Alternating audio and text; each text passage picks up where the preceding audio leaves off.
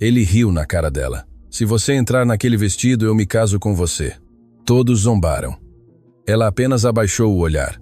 Mas o que aquele milionário não sabia é que aquela mulher humilde estava prestes a deixá-lo sem palavras para sempre.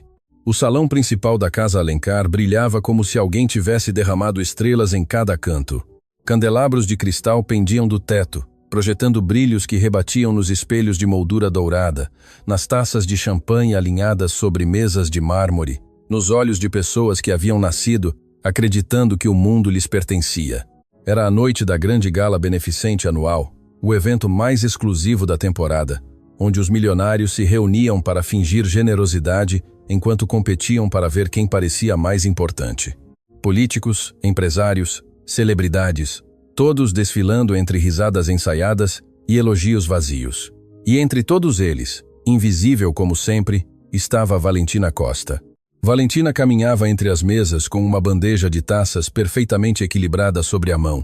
Ela trabalhava há tempos no serviço de limpeza e eventos da Casa Alencar, aquela mansão transformada em sede do império de moda mais poderoso da região. Seu trabalho era simples: servir, limpar, desaparecer, 3 verbos que resumiam sua existência naquele lugar onde pessoas como ela eram tratadas como parte da decoração. Mas Valentina não reclamava. Não podia se dar a esse luxo.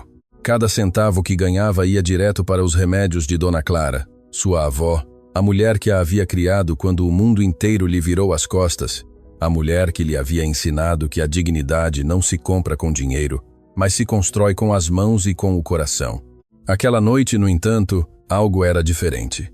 No centro do salão, sobre um manequim iluminado como se fosse uma obra de arte em um museu, descansava um vestido, mas não qualquer vestido. Era a peça mestra da nova coleção da Casa Alencar, um design de gala em tons que capturavam a luz dos candelabros como se fosse feito de sonhos líquidos. Bordados à mão, percorriam o corpete como constelações minúsculas e a saia caía com uma elegância que parecia desafiar a gravidade. A promessa o haviam batizado e, segundo a imprensa de moda, era o vestido mais caro e exclusivo que a Casa Alencar havia criado em toda a sua história. Valentina parou um momento para olhá-lo. Só um momento, mas foi o suficiente. Algo naquele vestido lhe parecia familiar. Não sabia explicar. Era como ouvir uma canção que achava ter esquecido, como encontrar uma fotografia de um lugar onde nunca estivera, mas que sentia como seu. Os bordados, o caimento do tecido, a forma como as costuras se curvavam no corpete, tudo aquilo despertava algo no mais profundo de sua memória. Valentina, a voz cortante de Patrícia Fontes a arrancou de seus pensamentos. Pode saber o que você está fazendo olhando o vestido como se fosse seu? Mexa-se. As taças da mesa principal estão vazias. Patrícia Fontes, diretora criativa da Casa Alencar. Uma mulher cujo sorriso nunca chegava aos olhos e cujas palavras sempre cortavam como vidro. Era a sombra permanente de Dr. Ricardo Alencar, seu chefe, seu cúmplice, seu escudo contra o mundo. Desculpe, senhorita Fontes. Já vou. E afaste-se do vestido. Não quero que o contamine com seu olhar. Algumas funcionárias que ouviram abaixaram a cabeça. Estavam acostumadas. Na Casa Alencar, a humilhação era parte do uniforme. Valentina apertou os lábios e se dirigiu à mesa principal. Lá estava ele, doutor. Ricardo Alencar, sentado como um rei em seu trono, cercado de convidados que riam de cada coisa que ele dizia, como se fosse o ser mais brilhante do universo. Alto, imponente, com aquele ar de superioridade que só tem aqueles que nunca precisaram lutar por nada na vida. Junto a ele, 3 mulheres da sociedade competiam por sua atenção, cada uma mais enfeitada que a anterior. Ricardo as ignorava e as atendia por turnos, como um gato brincando com ratos que pensam ser leões. Valentina começou a encher as taças em silêncio. Invisível, inexistente. Assim devia ser. Mas então Ricardo anotou, não porque ela fizesse algo extraordinário, simplesmente porque estava ali em seu campo visual. E, doutor. Ricardo Alencar era o tipo de homem que precisava lembrar ao mundo que ele estava acima e todos os outros estavam abaixo. Ei, você! Estalou os dedos como quem chama um animal. Sim, você, a do serviço. Valentina sentiu o estômago encolher. Levantou o olhar lentamente. Sim, senhor. Ricardo a estudou com aquele olhar que ela conhecia muito bem. O olhar que avaliava, classificava e descartava em menos de um segundo. Você viu o vestido que está em exibição? A promessa. Sabe quanto vale? Não, senhor. Mais do que você ganharia em toda a sua vida, talvez em 2 vidas. Soltou uma gargalhada e os convidados riram com ele como um coro perfeitamente ensaiado. Valentina não respondeu, apenas segurou a garrafa com firmeza, controlando o tremor de suas mãos. Mas Ricardo não havia terminado. Ele se levantou com aquela teatralidade que usava quando queria ser o centro de tudo. Caminhou até o vestido exibido no centro do salão, arrastando consigo a atenção de todos os presentes. Depois virou-se para Valentina e a apontou com o dedo como se estivesse escolhendo-a para um espetáculo. Venha aqui. Valentina não se moveu. Eu disse para vir aqui. A voz de Ricardo foi mais firme, mais escura. Ela obedeceu porque precisava daquele trabalho, porque sua avó precisava daqueles remédios, porque às vezes a dignidade e a sobrevivência puxam em direções opostas e é preciso escolher qual dói menos. Caminhou até ele com passos lentos, sentindo os olhares de centenas de pessoas se cravando nela como agulhas. Ricardo a pegou pelo braço e a colocou ao lado do vestido. A comparação era cruel. Ela, com seu uniforme de serviço, parada ao lado de uma peça de alta costura que custava uma fortuna, e ele sabia disso, por isso o havia feito. Olhem isso. Ricardo se dirigiu aos seus convidados com um sorriso que não tinha nada de amável. Imaginam alguém como ela usando a promessa? As risadas brotaram como veneno doce. Algumas pessoas abaixaram o olhar, desconfortáveis. Outras se juntaram ao coro com entusiasmo. E então, Ricardo disse as palavras que mudariam tudo. Ele se inclinou para Valentina, perto o suficiente para que ela pudesse ver a crueldade brilhando em seus olhos, e falou em voz alta para que todo o salão ouvisse. Eu te proponho algo, querida. Se você entrar nesse vestido, eu me caso com você. O salão explodiu em gargalhadas. Patrícia, de um canto, aplaudia com deleite. Os convidados batiam nas mesas. Alguns tiraram seus telefones para gravar o momento. Valentina sentiu o chão desaparecer sob seus pés. O calor subiu ao seu rosto. As lágrimas lutavam para sair, mas ela as conteve com uma força que nascia de algum lugar que nem ela mesma conhecia. O que foi? Não diz nada? Ricardo desfrutava cada segundo. Vamos, não seja tímida. Ou será que você tem medo que o vestido não a reconheça como digna? Mais risadas, mais zombarias, mais humilhação servida em taça de cristal. Valentina abaixou o olhar. Suas mãos tremiam. Seu coração batia tão forte que podia senti-lo na garganta. Mas não chorou. Não ali. Não na frente dele. Com licença, senhor. Sussurrou com voz quase inaudível. Tenho que continuar trabalhando. Ela se virou e caminhou em direção à cozinha. Cada passo era uma batalha contra as lágrimas. Cada respiração era um esforço sobre-humano para não desabar. Atrás dela, ouviu a voz de Ricardo proclamando. Eu imaginei. Nem sequer tem a coragem de sonhar grande. As portas da cozinha se fecharam atrás dela, e Valentina se apoiou contra a parede, deixando que as lágrimas finalmente corressem. Silenciosas, ardentes, carregadas de anos de humilhações acumuladas. Valentina. Uma voz suave a sobressaltou. Era Juliana Pereira, uma colega de trabalho que sempre lhe guardava um prato de comida quando os turnos se alongavam. Eu ouvi o que aconteceu. Todos nós ouvimos. Esse homem é um... Não diga nada, Juliana. Valentina limpou as lágrimas com as costas da mão. Se nos ouvirem falando dele, nos demitem as duas. Mas ele não pode te tratar assim. Não pode tratar ninguém assim. Pode e faz, porque tem dinheiro e nós não temos nada. Você não é nada do que ele disse, Valentina. Você vale mais do que todos os vestidos deste lugar juntos. Valentina olhou para sua colega com olhos avermelhados. Queria acreditar nela com toda a sua alma. Queria acreditar. Minha avó sempre diz que a dignidade não tem preço. Mas às vezes, Juliana, às vezes me pergunto se a dignidade paga as contas do hospital. O turno terminou depois da meia-noite. Valentina saiu pela porta dos fundos do prédio, caminhando pelo beco escuro que levava à parada do transporte público. O ar frio da noite atingiu seu rosto como um tapa, mas era preferível ao ar viciado de humilhação que havia respirado durante horas. Enquanto esperava, seu telefone vibrou. Era uma mensagem de Dona Clara. Minha filha, você está bem? Hoje senti algo estranho no coração, como se alguém estivesse te fazendo mal. Você está bem, minha Valentina? As lágrimas voltaram. Como ela fazia? Como sua avó podia sentir sua dor a quilômetros de distância? Valentina respondeu com dedos trêmulos. Estou bem, vovó. Foi só um dia longo. Chego logo. Te amo. Guardou o telefone e olhou para o céu. As estrelas mal eram vistas entre as luzes da cidade, mas lá estavam. Sempre estavam, embora ninguém as notasse, assim como ela. Quando chegou ao seu pequeno apartamento, encontrou Dona Clara acordada, sentada junto a uma velha máquina de costura que não ligava há anos, mas que ela se recusava a jogar fora. Vovó, é muito tarde. A senhora devia estar descansando. Velhos não dormem, minha filha. Sonhamos acordados. Clara sorriu com aquela doçura que era capaz de iluminar o quarto mais escuro. Venha, sente-se comigo. Conte-me o que aconteceu. Nada, vovó. O de sempre. Valentina Costa, não minta para mim. Eu te conheço desde antes de você abrir os olhos pela primeira vez. O que fizeram com você? E Valentina contou. Contou sobre o vestido, sobre a humilhação, sobre as risadas que ainda ecoavam em seus ouvidos como cristais quebrados. Contou sobre Dr. Ricardo Alencar e sua crueldade disfarçada de humor. Contou tudo, esperando encontrar consolo nos braços da única pessoa que nunca a havia julgado. Mas o que encontrou foi algo diferente. Quando Valentina mencionou o vestido, quando o descreveu em detalhes, algo mudou no rosto de Dona Clara. Seus olhos se arregalaram, suas mãos, sempre trêmulas pela doença, ficaram completamente imóveis. Vovó, o que foi? Esse vestido. A voz de Clara era apenas um fio. Os bordados que você descreve, o caimento do corpete, as costuras curvas. O que tem, vovó?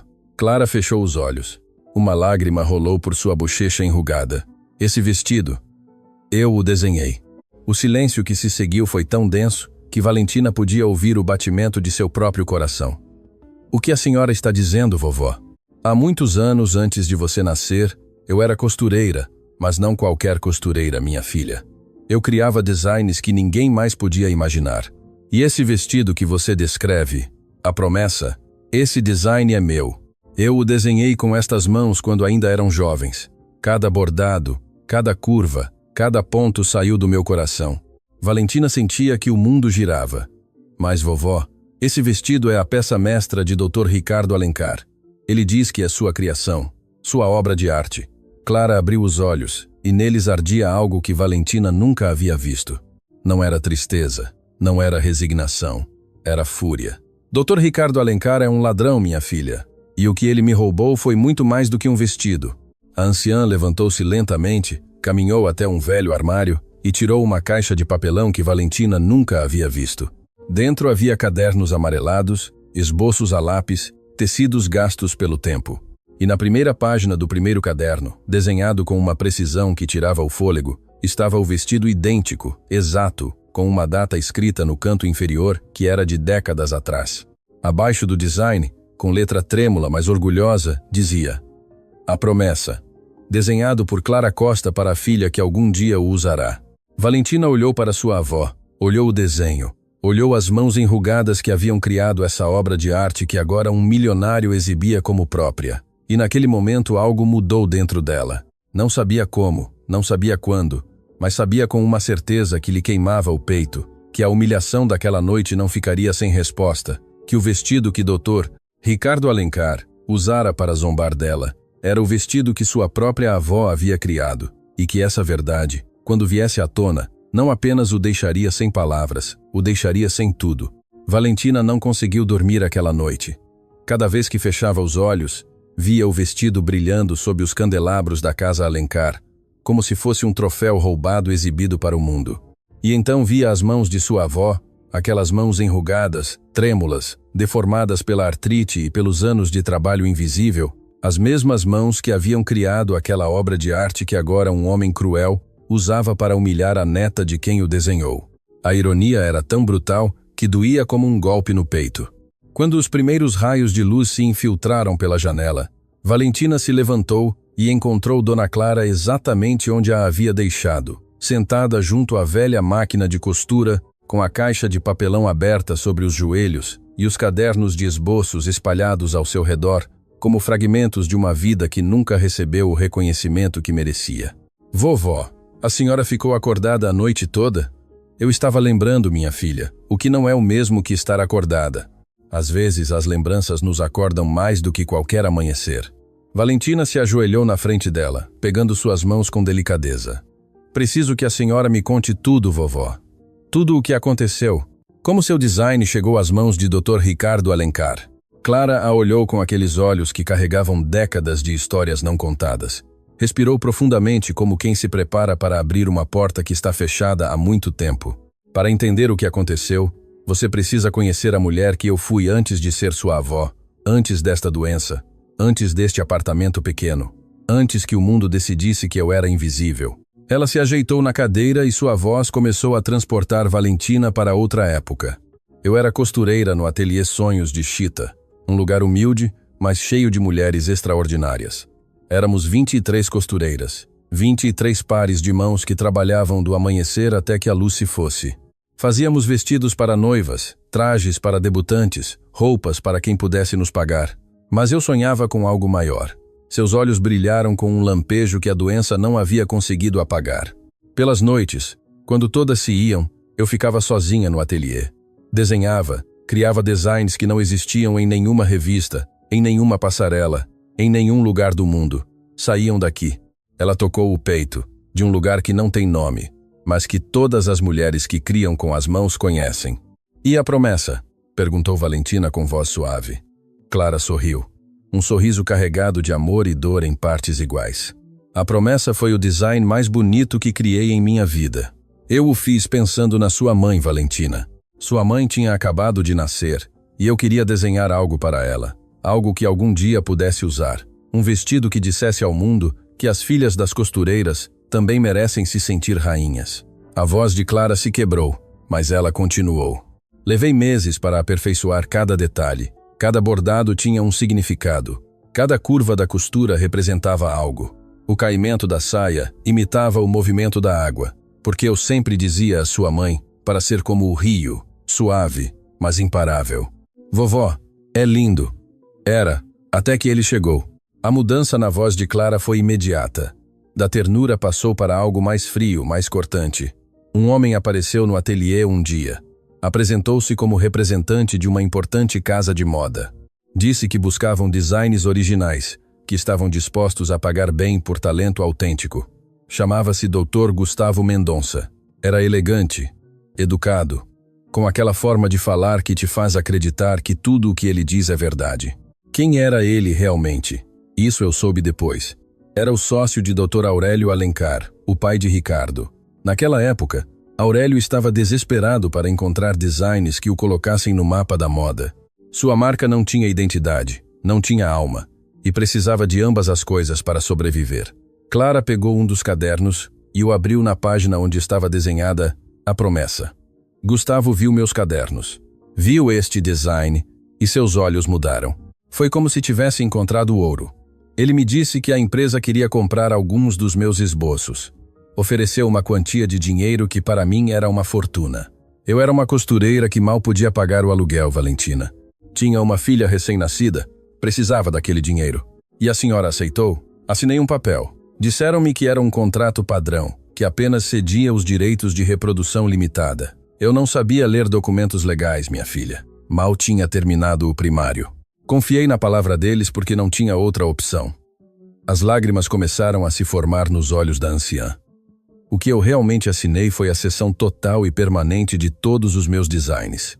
Cada esboço, cada ideia, cada traço dos meus cadernos, tudo passou a ser propriedade da Casa Alencar para sempre. E eu fiquei sem nada, nem sequer o direito de dizer que essas criações eram minhas. Valentina apertou as mãos de sua avó com força, sentindo a raiva subir por seu corpo como uma onda de fogo.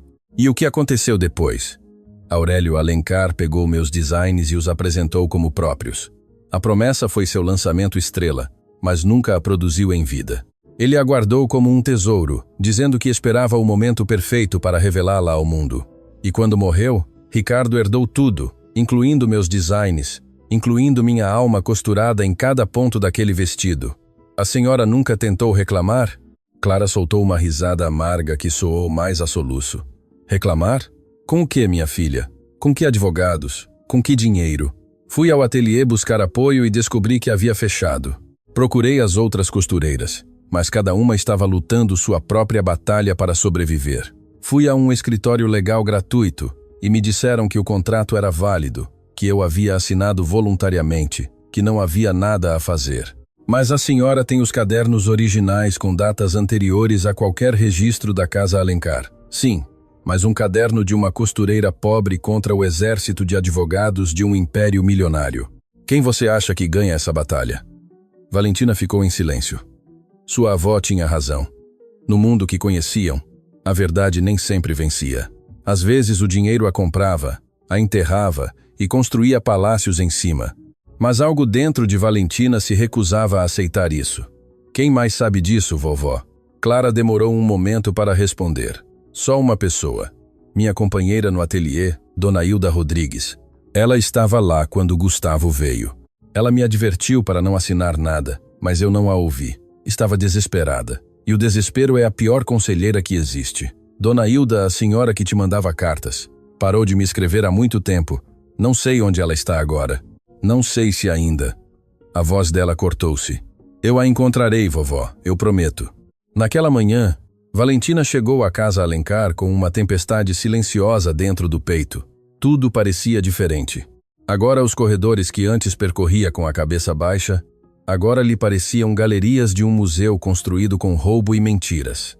Cada design nas paredes, cada vestido nas vitrines.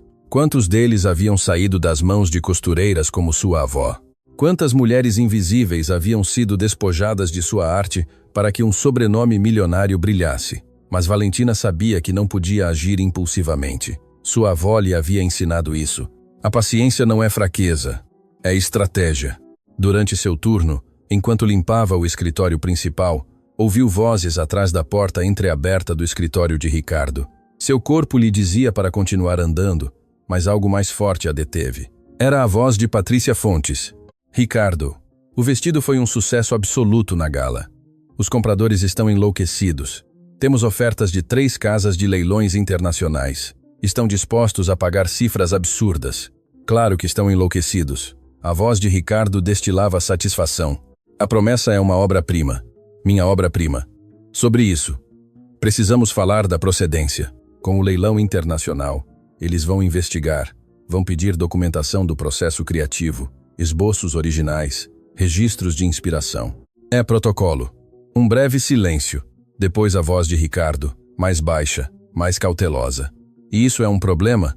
Poderia ser. Os documentos que temos são os que seu pai deixou, e ambos sabemos que seu pai não desenhou nada disso. Os esboços originais vieram daquelas costureiras do ateliê, daquele acordo que Dr. Gustavo Mendonça negociou. Gustavo cuidou de tudo legalmente. Os contratos são sólidos. Os contratos são antigos, Ricardo, e as leis mudaram. Se alguém com conhecimento legal revisar esses documentos hoje, poderá encontrar irregularidades, assinaturas de pessoas sem representação adequada, cláusulas abusivas, falta de assessoria independente. Quem vai revisar nada? Essas costureiras provavelmente nem vivem mais. Eram mulheres humildes que não sabiam nem ler contratos. Nenhuma tem os recursos para nos desafiar. Valentina apertou o pano de limpeza entre as mãos com tanta força que os nós dos dedos ficaram brancos. A maneira como ele falava de sua avó, de todas aquelas mulheres, como se fossem lixo descartável. De qualquer forma, continuou Patrícia, deveríamos nos blindar, destruir os arquivos originais do ateliê, os que seu pai guardou no depósito do subsolo. Ainda existem esses arquivos. Seu pai guardava tudo. Era sua obsessão. Contratos originais, esboços das costureiras, até registros de pagamentos, tudo está em caixas no subsolo. Se alguém tiver acesso a isso, ninguém vai ter acesso a nada. Mas você tem razão, é melhor prevenir. Encarregue-se de destruí-los esta semana, queime-os, triture-os, o que for. Não quero rastro algum dessas mulheres vinculado aos meus designs. Valentina sentiu que o mundo parava. Iam destruir as provas. As únicas provas que podiam demonstrar que sua avó era a verdadeira criadora de A Promessa. As únicas provas que podiam devolver justiça a 23 costureiras que foram despojadas de sua arte. Se esses documentos desaparecessem, a verdade morreria com eles. Recuou lentamente, afastando-se da porta sem fazer barulho. Seu coração batia descontrolado, mas sua mente trabalhava com uma clareza que não sabia que possuía. Precisava desses documentos. Precisava chegar a eles antes de Patrícia. Mas como? Uma funcionária de limpeza não tinha acesso ao subsolo. Não tinha chaves, não tinha permissões, não tinha nada mais do que suas mãos e sua determinação. Durante o resto do turno, Valentina observou tudo com olhos novos. Notou as câmeras de segurança e seus ângulos. Notou quais portas se fechavam com chave e quais não. Notou os horários dos guardas, as mudanças de turno, os momentos em que certas áreas ficavam sem vigilância. Não estava planejando um roubo, estava planejando um resgate. Resgatar a verdade antes que a transformassem em cinzas. Quando seu turno terminou, Valentina não foi direto para casa. Caminhou até uma biblioteca pública próxima e procurou algo que vinha rondando sua cabeça desde a manhã. Escreveu no buscador: Pedro Mendes, jornalista investigação moda. Havia ouvido Juliana mencioná-lo uma vez. Um jornalista jovem que publicava reportagens independentes sobre abusos trabalhistas na indústria da moda. Um homem que não tinha medo dos poderosos porque, segundo Juliana, não tinha nada a perder e tudo a denunciar. Encontrou seu blog. Seus artigos eram diretos, bem documentados, escritos com uma paixão que parecia autêntica. Havia investigado fábricas têxteis com condições desumanas, marcas que roubavam designs de artesãs indígenas, empresários que exploravam trabalhadores sem contratos dignos. E em seu artigo mais recente, um nome lhe saltou aos olhos: Casa Alencar. O artigo era breve, apenas uma introdução, uma promessa de algo maior. Dizia que estava investigando as práticas da marca, que tinha indícios de que os designs originais não eram de Dr. Ricardo Alencar, e que buscava fontes que pudessem confirmar suas suspeitas. No final do artigo havia um endereço de e-mail para contato. Valentina olhou para a tela por longos minutos. Escrever aquele e-mail significava cruzar uma linha. Significava deixar de ser invisível. Significava expor-se à fúria de um homem que tinha o poder de destruir ela. Mas não escrever aquele e-mail significava deixar que a verdade morresse. Significava aceitar que homens como o Dr. Ricardo Alencar podiam roubar, humilhar e sempre vencer. Significava trair sua avó. Valentina abriu o e-mail e começou a escrever. Senhor Mendes, meu nome é Valentina Costa. Sou funcionária de limpeza na Casa Alencar. Tenho informações sobre a origem real dos designs da marca, especialmente sobre o vestido conhecido como A Promessa. Preciso falar com o senhor, mas tem que ser em segredo. Se Dr. Ricardo Alencar descobrir que o contatei, perderei muito mais do que meu emprego. Por favor, responda em breve. Vão destruir as provas. Pressionou enviar antes de se arrepender. De volta para casa, caminhando por ruas que agora pareciam mais escuras do que nunca, seu telefone vibrou. Era uma resposta de Pedro Mendes. Valentina, há meses procuro alguém como você. Você não está sozinha, mas preciso que saiba algo antes de nos encontrarmos. Já tentei investigar os Alencar antes. A última pessoa que me ajudou com informações foi demitida e ninguém na indústria voltou a contratá-la. Isso é perigoso. Você tem certeza de que quer continuar? Valentina olhou para a mensagem. Depois olhou para a janela de seu apartamento, onde podia ver a silhueta de sua avó sentada junto à máquina de costura que já não funcionava, acariciando os cadernos que continham os sonhos que lhe foram roubados. Respondeu com 3 palavras. Estou certa. Quando? O que Valentina não sabia era que seu e-mail para Pedro não havia passado despercebido, porque alguém da Casa Alencar monitorava as comunicações de todos os funcionários. E esse alguém acabara de enviar uma captura de tela diretamente para o telefone de Patrícia Fontes com uma mensagem que dizia: Temos um problema. A moça da limpeza sabe demais. Valentina chegou à Casa Alencar na manhã seguinte com a sensação de que caminhava sobre cristais. Cada passo podia ser o que a delataria. Cada olhar de um colega podia ser o de alguém que sabia demais. O e-mail para Pedro Mendes ardia em sua consciência como uma brasa que não podia apagar nem soltar. Mas o que a esperava ao cruzar a porta de serviço foi pior do que qualquer coisa que ela pudera imaginar. Patrícia Fontes estava ali, de pé junto à entrada do pessoal, com os braços cruzados e um sorriso que não tinha nada de casual. Ao lado dela, o chefe de segurança do prédio revisava uma lista de nomes em um tablet eletrônico. Bom dia a todos. Patrícia falou com aquela voz que podia soar doce e venenosa ao mesmo tempo. A partir de hoje, por instruções do Sr. Alencar, serão implementadas novas medidas de segurança. Todos os dispositivos eletrônicos pessoais serão entregues no início do turno e devolvidos no final, sem exceções. Um murmúrio percorreu o grupo de funcionários. Valentina sentiu o ar escapar de seus pulmões. Além disso, continuou Patrícia, novas câmeras foram instaladas em todas as áreas do prédio, incluindo corredores, cozinha, áreas de serviço e subsolo. Qualquer funcionário que for encontrado em uma área que não corresponda às suas funções será demitido imediatamente. Seus olhos percorreram o grupo de trabalhadores e pararam em Valentina. Apenas um segundo, apenas um piscar de olhos. Mas foi o suficiente para Valentina entender a mensagem. Eles sabiam, talvez não soubessem exatamente o que, mas sabiam que alguém estava falando e estavam fechando todas as portas. Valentina entregou seu telefone com mãos que lutavam para não tremer. Sem seu dispositivo, estava completamente isolada. Não podia contatar Pedro, não podia ligar para sua avó, não podia pedir ajuda. Estava sozinha dentro da boca do lobo. Durante as primeiras horas de seu turno, Valentina limpou em silêncio, movendo-se como um fantasma pelos corredores da Casa Alencar. Mas seus olhos registravam tudo. As novas câmeras, de fato, estavam por toda parte, pequenas, discretas, colocadas em ângulos que cobriam cada canto, exceto o banheiro de serviço do segundo andar. Era um espaço diminuto. Apenas um cubículo com um lavatório enferrujado que os funcionários usavam durante seus turnos. Valentina notou que não havia câmeras ali. Era o único ponto cego em todo o prédio. Guardou essa informação como quem guarda um fósforo em meio a uma tempestade. Na hora do almoço, enquanto os funcionários comiam em silêncio na sala de descanso, Juliana sentou-se ao lado dela. Algo está acontecendo, Valentina, sussurrou sem mover os lábios.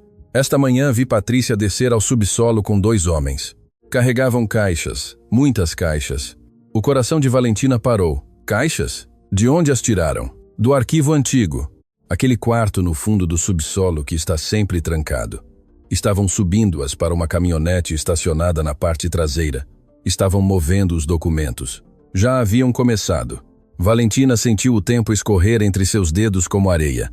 Juliana, preciso te pedir algo. Algo que pode ser perigoso.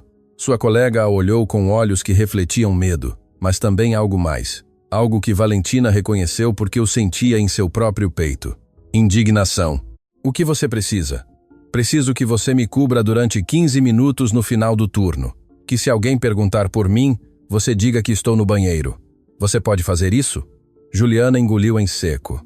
Você vai descer ao subsolo? Só preciso ver se resta algo.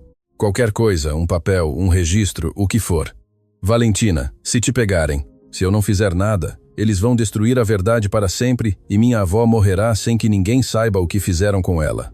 Juliana fechou os olhos por um momento. Quando os abriu, havia decisão neles. 15 minutos, nem um segundo a mais. E se as coisas ficarem feias, saia daí sem olhar para trás. Valentina apertou a mão dela em silêncio. Não eram necessárias mais palavras. As horas seguintes foram as mais longas de sua vida.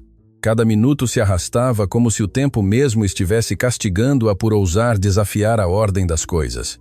Limpou pisos, poliu espelhos, esvaziou lixeiras, tudo enquanto sua mente traçava um mapa do subsolo com base nas poucas vezes que havia descido para buscar suprimentos de limpeza. Quando faltava pouco para o final do turno, Juliana lhe fez um sinal do outro lado do corredor. Era agora ou nunca. Valentina deslizou para a escada de serviço que descia ao subsolo. As novas câmeras cobriam o corredor principal, mas a escada de serviço era antiga, estreita, e aparentemente havia sido esquecida na nova instalação de segurança. Um descuido que Valentina agradeceu em silêncio. Desceu os degraus contendo a respiração, como se o som de sua própria respiração pudesse delatá-la. O subsolo era frio e cheirava a poeira e papel velho. Estantes metálicas se alinhavam contra as paredes, cheias de caixas etiquetadas com códigos que não entendia. Ao fundo, tal como Juliana havia descrito, havia um quarto com uma porta metálica. Estava entreaberta. Valentina empurrou a porta com cuidado. Dentro, o caos era evidente. Estantes vazias, caixas abertas com seu conteúdo revirado, papéis espalhados pelo chão como folhas mortas depois de uma tempestade. Patrícia e seus homens haviam feito um trabalho rápido, mas descuidado. Haviam levado quase tudo, quase. Valentina revisou cada canto com a urgência de quem busca oxigênio debaixo d'água. Moveu caixas vazias, revisou debaixo de estantes, enfiou as mãos em frestas que seus dedos mal alcançavam e então, presa entre a parede e uma estante metálica, encontrou algo. uma pasta de papelão Manila amassada e coberta de poeira que havia escorregado para trás do móvel e, evidentemente, havia passado despercebida durante a limpeza. Valentina atirou com mãos trêmulas e a abriu. O que encontrou fez com que suas pernas perdessem a força. Eram fotografias antigas, amareladas, tiradas com uma câmera de outra época. Nelas aparecia um grupo de mulheres sentadas em frente a máquinas de costura em um ateliê humilde. Mulheres de todas as idades com as mãos sobre tecidos coloridos, sorrindo para a câmera com uma mistura de orgulho e cansaço. E no centro, jovem, radiante, com um sorriso que Valentina conhecia de memória porque o via cada dia no rosto de sua avó, estava Clara Costa. Segurava um caderno aberto contra o peito e na página visível podia-se ver claramente um esboço. O esboço de um vestido, a promessa. Abaixo das fotografias, havia um documento datilografado. Um inventário datado de décadas atrás, com o cabeçalho do Ateliê Sonhos de Chita. Listava cada design adquirido, o nome da costureira que o havia criado e a quantia paga.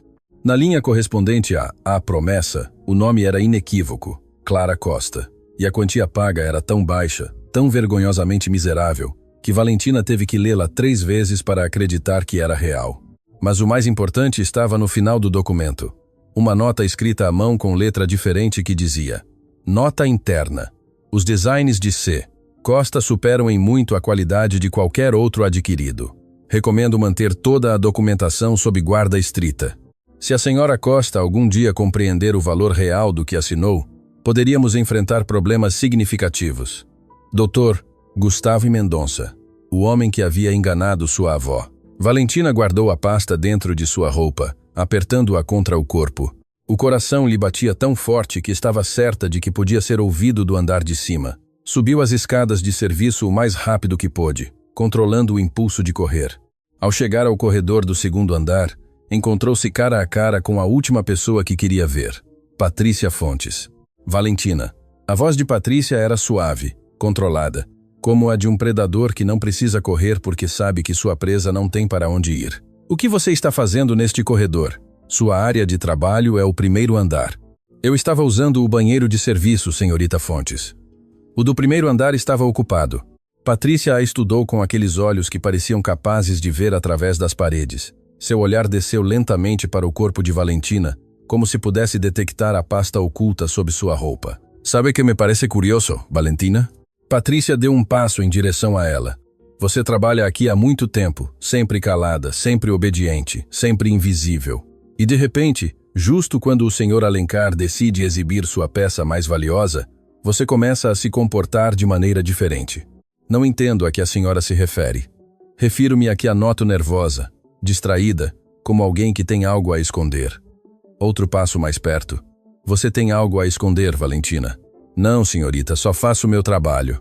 Patrícia a olhou por um instante que durou uma eternidade. Depois sorriu, um sorriso que não oferecia nenhum consolo. Espero que sim, porque as pessoas que tentam jogar em ligas que não lhes correspondem sempre terminam machucadas. E eu não gosto de ver as pessoas sofrerem desnecessariamente. Ela se virou e se afastou pelo corredor, seus passos ressoando como uma contagem regressiva. Valentina esperou até que ela desaparecesse para soltar o ar que vinha contendo. As pernas tremiam tanto que teve que se apoiar na parede para não cair. Quando finalmente recuperou seu telefone no final do turno e saiu do prédio, a primeira coisa que fez foi verificar suas mensagens. Havia uma de Pedro Mendes. Valentina, não me escreva mais para este e-mail. Creio que você pode estar sendo monitorada. Há um café chamado Aconchego da Vovó, a 3 quarteirões de onde você trabalha. Estarei lá amanhã às 7 da manhã, antes de você entrar no seu turno. Procure o homem com um livro de poesia sobre a mesa. É importante que venha sozinha e que não diga a ninguém, nem mesmo a pessoas de confiança dentro da empresa. Valentina caminhou para casa com a pasta Manila colada ao corpo como um escudo. Cada sombra na rua a fazia girar. Cada carro que passava acelerava seu pulso. Sentia que o mundo inteiro a observava, que a qualquer momento uma mão sairia da escuridão para arrebatar-lhe a única coisa que tinha, a prova de que sua avó dizia a verdade. Quando abriu a porta de seu apartamento, encontrou Dona Clara na cozinha tentando preparar algo para jantar com suas mãos trêmulas. Ao ver sua neta, seu rosto se iluminou, mas imediatamente mudou ao notar sua expressão. O que aconteceu, minha filha? Você está pálida, como se tivesse visto um fantasma. Valentina sentou-se na frente de sua avó e tirou a pasta. Abriu-a sobre a mesa, deixando que as fotografias e o documento ficassem à mostra. Clara levou as mãos à boca. Onde? Onde você encontrou isso? No subsolo da casa Alencar. Estavam destruindo tudo, vovó, queimando as provas. Esta pasta lhes escapou por acidente. Clara pegou a fotografia com dedos que tremiam mais do que o habitual. Seus olhos percorreram os rostos das mulheres na imagem, detendo-se em cada uma como se estivesse reencontrando amigas perdidas. Olhe para nós, sussurrou. Éramos tão jovens, tão cheias de sonhos. Apontou para uma mulher sentada ao seu lado na foto. Uma mulher de olhar firme e sorriso amável. Essa é Dona Hilda Rodrigues, minha amiga, a que me advertiu para não assinar o contrato. Ela sim tinha sabedoria, Valentina, mas eu não a ouvi. Estava desesperada. A senhora sabe onde ela está agora? A última vez que soube dela, morava nos arredores da cidade, mas isso foi há muito tempo. A vida nos separou como separa tantas pessoas que deveriam permanecer juntas. Valentina pegou o documento e o colocou na frente de sua avó. Leia isso, vovó, a nota do final. Clara leu lentamente, movendo os lábios com cada palavra. Quando chegou ao final, uma lágrima caiu sobre o papel, borrando ligeiramente a tinta antiga. Eles sabiam, Valentina. Sempre souberam que o que fizeram estava errado. Não foi ignorância, não foi um erro. Foi um roubo deliberado, calculado, executado contra mulheres que não tinham como se defender. Mas agora sim temos como, vovó. Temos esta pasta, temos seus cadernos e temos um jornalista disposto a nos ouvir. Um jornalista? Chama-se Pedro Mendes. Eu me reunirei com ele amanhã cedo. Clara fechou os olhos. Sua respiração se tornou pesada. Difícil. Valentina assustou-se. Vovó, a senhora está bem?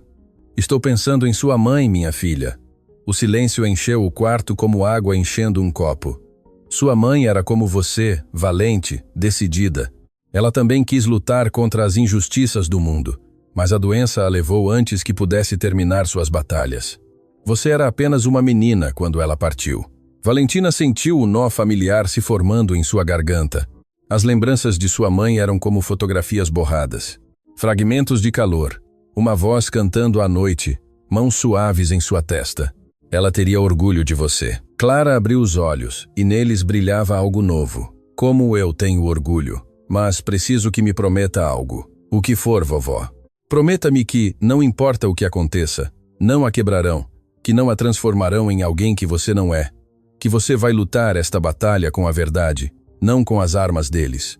Porque no dia em que usar os métodos deles, eles já terão vencido. Valentina pegou as mãos de sua avó entre as suas. Eu prometo. Aquela noite, enquanto Clara dormia com as fotografias apertadas contra o peito, como se fossem cartas de amor de uma vida que lhe foi arrebatada, Valentina revisou cada documento da pasta mais uma vez. Foi então que notou algo que lhe havia escapado antes. No verso de uma das fotografias, escrita com letra diminuta, quase invisível, havia um endereço e junto a ele um nome, para quando precisar me encontrar, Dona Hilda Rodrigues. E abaixo uma frase que fez Valentina prender a respiração. Eu também guardei provas. Eles não sabem. Dona Hilda Rodrigues estava viva, havia deixado um rastro e tinha mais provas. O que Valentina não podia saber era que, ao mesmo tempo, no escritório da Casa Alencar, Patrícia Fontes revisava as gravações das câmeras de segurança. E embora a escada de serviço não tivesse câmera, a porta do subsolo sim, e na tela, clara como a água, via-se Valentina Costa entrando no quarto de arquivos. Patrícia pegou seu telefone e discou um número. Ricardo, precisamos conversar. Sua funcionária esteve no subsolo esta tarde e tenho certeza de que não desceu para buscar detergente. O café aconchego da vovó era um lugar pequeno, escondido entre uma floricultura e uma lavanderia. O tipo de lugar que as pessoas passavam direto sem notar. Exatamente o tipo de lugar onde duas pessoas podiam conversar sem que o mundo as ouvisse. Valentina chegou antes das 7 da manhã. Não havia dormido. Às horas da noite ela passou memorizando cada detalhe dos documentos que havia encontrado, cada rosto nas fotografias, cada palavra da nota de doutor, Gustavo Mendonça. Depois havia guardado a pasta original no único lugar onde sabia que estaria segura, debaixo do colchão de Dona Clara, junto aos cadernos de esboços que haviam esperado décadas para serem vistos. O café cheirava a pão recém-assado e canela. Só havia 3 mesas ocupadas. Na do fundo, junto a uma janela que dava para um beco tranquilo, um homem jovem lia um livro de poesia. Tinha o aspecto de alguém que dorme pouco e pensa demais. Ao ver Valentina entrar, fechou o livro e a olhou diretamente nos olhos, com uma expressão que transmitia algo inesperado. Respeito, Valentina. Pedro, sente-se. E por favor, não diga meu sobrenome em voz alta. Nunca se sabe quem ouve. Valentina sentou-se à frente dele, colocando sobre a mesa uma cópia que havia feito à mão dos documentos mais importantes. Não ia arriscar os originais. Antes que me mostre nada, Pedro falou com voz baixa, mas firme. Preciso lhe contar algo. Algo que muda tudo o que você pensa saber sobre por que estou investigando os Alencar. Valentina franziu o senho. O que quer dizer? Pedro respirou profundamente. Havia algo em sua expressão que Valentina não esperava encontrar. Dor. Minha avó se chamava Graciela Mendes. Era bordadeira. Trabalhou durante anos em um ateliê de costura nos arredores da cidade. O coração de Valentina acelerou. Um ateliê de costura. Um ateliê chamado Sonhos de Chita? O silêncio que caiu entre eles foi tão pesado que Valentina podia ouvir o batimento de seu próprio pulso nos ouvidos. Sonhos de Chita. O mesmo ateliê onde sua avó havia trabalhado, onde lhe haviam roubado seus designs. Sua avó trabalhou com a minha? Não só trabalhou com ela. Eram amigas. Minha avó Graciela foi uma das 23 costureiras, as quais roubaram suas criações. Mas, diferentemente de Dona Clara, minha avó não guardou silêncio. Tentou denunciar o que havia acontecido. Foi à imprensa, às autoridades, a quem quisesse ouvi-la. E o que aconteceu? Os olhos de Pedro escureceram. Os Alencar a destruíram. Contrataram advogados que a processaram por difamação. Fizeram-na parecer uma mentirosa, uma oportunista. Perdeu sua casa, suas economias, sua dignidade pública. O estresse a adoeceu. Passou seus últimos anos acreditando que ninguém a ouviria jamais. Valentina, quando minha avó partiu, eu era um adolescente, mas antes de ir, ela me fez uma promessa que eu jurei cumprir. Ela me disse: algum dia alguém será corajoso o suficiente para falar. E quando isso acontecer, quero que você seja quem conte a verdade. Valentina entendeu tudo naquele instante. Pedro não era apenas um jornalista investigando uma história. Era um neto cumprindo uma promessa, igual a ela. Por isso os investigo há anos, continuou Pedro. Por isso cada artigo que publico sobre abusos na indústria da moda é um passo a mais em direção aos Alencar. Mas nunca tive o que precisava para chegar até eles. Até que recebi seu e-mail. Valentina deslizou as cópias sobre a mesa. Pedro as revisou com olhos que passaram da concentração ao assombro e do assombro a algo que parecia alívio profundo. A nota de Dr. Gustavo Mendonça. Isso é uma confissão interna de que o roubo foi premeditado, e o inventário com os nomes das costureiras. Valentina, você tem ideia do que isso significa? Significa que minha avó tinha razão. Sempre teve razão. Significa muito mais que isso. Com estes documentos, mais os cadernos originais de sua avó, mais os registros de datas que demonstram que os designs existiam antes que os Alencar os registrassem. Temos um caso real, não apenas jornalístico, legal. Pela primeira vez em dias, Valentina sentiu que podia respirar, mas Pedro levantou uma mão. Há um problema. Estes documentos são cópias feitas à mão. Para uma reportagem jornalística funcionam, mas para uma ação legal precisamos dos originais e precisamos de algo mais. Uma testemunha viva que possa corroborar tudo isso em pessoa. Dona Hilda Rodrigues, disse Valentina imediatamente. Pedro a olhou surpreso. Conhece esse nome? Era companheira de minha avó no ateliê. Encontrei uma nota dela atrás de uma das fotografias. Diz que ela também guardou provas e deixou um endereço. Pedro fechou os olhos por um momento, como se estivesse processando a magnitude do que Valentina acabara de dizer. Se Dona Hilda Rodrigues tem documentos originais e está disposta a falar, Valentina, isso pode ser o que eu esperava a vida toda. Quando podemos ir buscá-la? Em breve. Mas primeiro precisamos ser extremamente cuidadosos. Se os Alencar souberem que temos isso, vão mover todas as suas peças para nos destruir antes que possamos agir. E falando nisso, você me disse que estavam destruindo documentos. Você acha que a descobriram? Valentina lembrou-se do olhar de Patrícia no corredor.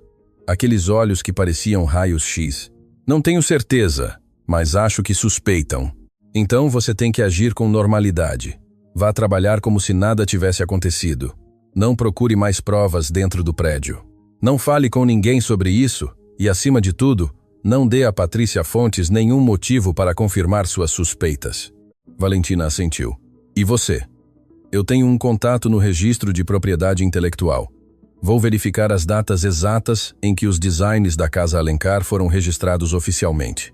Se eu conseguir demonstrar que os registros são posteriores às datas nos cadernos de sua avó, temos uma linha temporal que nenhum advogado poderá desmentir. Despediram-se com um aperto de mãos que significava muito mais do que uma saudação. Era um pacto entre dois netos que estavam recolhendo as bandeiras que suas avós não puderam segurar até o final. Valentina chegou à Casa Alencar 20 minutos antes de seu turno.